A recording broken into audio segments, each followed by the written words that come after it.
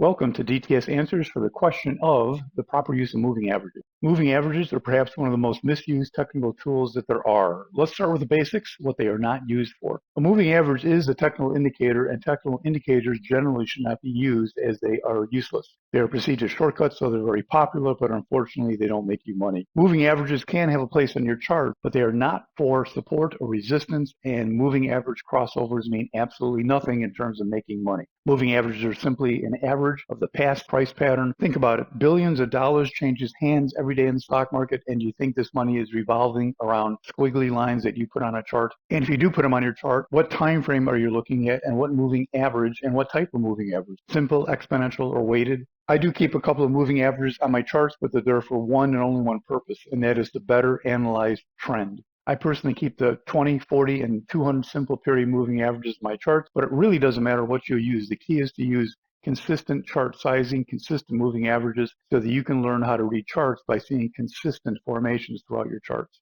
If you have no better reason, use what I use, because that is what most people use and allows you to see what others see, which gives you that slight edge of self-fulfilling prophecy. For more about this specific topic, see these resources, and you'll also find live links in the comments. For lots of great trading info, become a free DTS member and also visit the DTS Free Stuff page.